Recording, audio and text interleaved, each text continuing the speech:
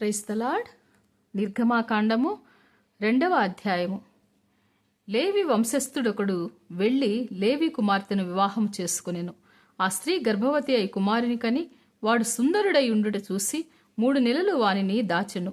తరువాత ఆమె వాని దాచలేక వాని కొరకు ఒక జమ్ము పెట్టె తీసుకొని దానికి జిగటమన్నును కీలును పూసి అందులో ఆ పిల్లవానిని పెట్టి ఏటియొడ్డున జమ్ములో దానిని ఉంచగా వానికేమి సంభవించునో తెలుసుకొనుటకు వాని అక్క దూరముగా నిలిచియుండెను.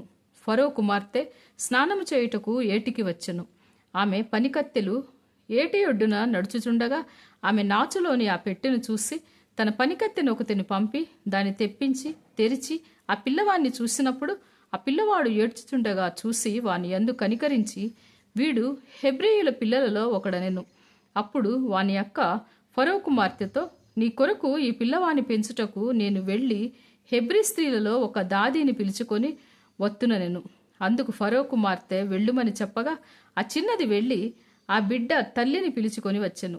ఫరో కుమార్తె ఆమెతో, ఈ బిడ్డని తీసుకొని పోయి నా కొరకు వానికి పాలిచ్చి పెంచుము, నేను నీకు జీతమిచ్చెదనని చెప్పగా ఆ స్త్రీ ఆ బిడ్డను తీసుకొని పోయి పాలిచ్చి పెంచెను.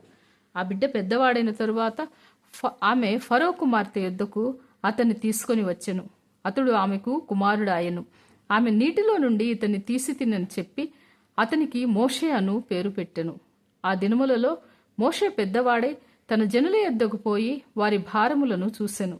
అప్పుడతడు తన జనులలో ఒక హెబ్రీయుని ఒక ఐగుప్తీయుడు కొట్టగా చూసెను. అతడు ఇటు అటు తిరిగి చూసి ఎవడనూ లేకపోగా ఆ ఐగుప్తీయుని చంపి ఇసుకలో వాని కప్పి పెట్టెను. మరునాడు అతడు బయట నడిచి వెళ్ళుచుండగా హెబ్రీయులైన మనుషులిద్దరూ పోట్లాడుచుండిరి. అప్పుడతడు అన్యాయం చేసిన వాణ్ణి చూసి, నీవేళ నీ పొరుగువాని కొట్టుచున్నావని అడుగగా అతడు, మా మీద నిన్ను అధికారిగాను తీర్పరిగాను నియమించిన వాడెవడు? నీవు ఐగుప్తీయుని చంపినట్లు నన్నును చంపవలనని అనుకుంటున్నావా అనెను. అందుకు మోషే, నిశ్చయముగా ఈ సంగతి బయలుపడిననుకుని భయపడెను.